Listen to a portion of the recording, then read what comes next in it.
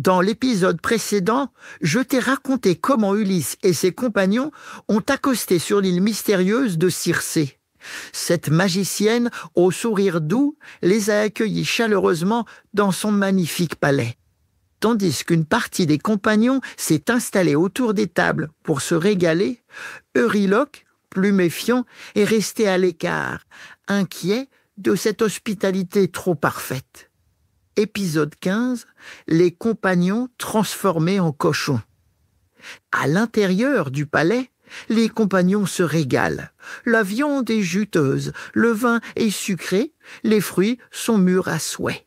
Les marins, après tant de souffrances en mer, rient à nouveau, soulagés de trouver enfin un refuge paisible. Circé, élégante et attentive, leur sert de généreuses portions, leur adresse des sourires doux et leur remplit leur coupe encore et encore. Mais à chaque fois qu'elle passe derrière eux, elle verse discrètement une fine poudre dorée dans les boissons. Invisible, insaisissable, mais terriblement efficace. Au début, rien ne semble changer. Puis, doucement, un étrange malaise gagne la table. Un des compagnons laisse tomber sa coupe et se frotte la gorge. Je me sens bizarre, dit-il. Un autre regarde ses bras et recule d'un bond. Ses mains sont en train de se transformer. Ses doigts se rétractent, ses ongles se durcissent. Un troisième tente de se lever, mais il tombe. Ses jambes rapetissent, ses genoux fléchissent, et son corps entier se recroqueville.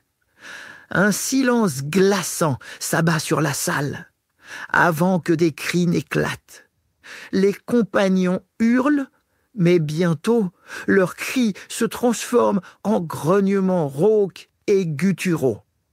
Leurs oreilles s'allongent, leurs nez s'étirent pour devenir des groins, et des poils drus couvrent maintenant leur peau. Ils essayent de fuir, de s'agripper aux tables, mais leurs mains sont devenues des sabots. Euryloque, caché dans l'ombre, regarde cette scène d'horreur, les yeux écarquillés. Il voit ses amis, les uns après les autres, perdre leur forme humaine, tomber à quatre pattes et gémir comme des cochons terrifiés.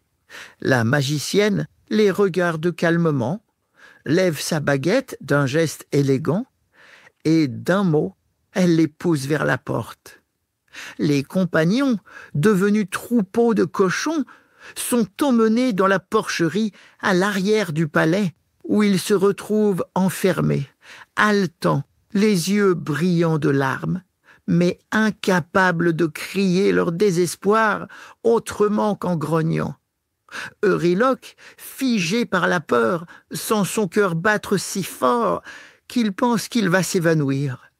Mais il sait qu'il doit agir. Lentement, il recule, priant pour ne pas faire de bruit. Il sort du palais à pas feutrés, puis, une fois à l'abri des arbres, il se met à courir. Ses pieds martèlent le sol, les branches fouettent son visage, mais il n'a qu'une idée en tête, prévenir Ulysse. Il dévale le sentier à toute allure. Ses jambes flanchent sous la fatigue, mais il court encore, tombe, se relève et court toujours. Enfin, haletant, couvert de sueur, il atteint la plage où le navire d'Ulysse est resté. Il s'écroule sur le sable à bout de souffle. Ulysse et les quelques compagnons restés au bateau accourent vers lui. « Euryloque, où sont les autres ?» demande Ulysse inquiet. Euryloque lève les yeux, blême, la voix brisée. « C'est un piège. Circé, elle les a changés, tous en cochons. » Le silence tombe. Ulysse serre les poings, la mâchoire crispée.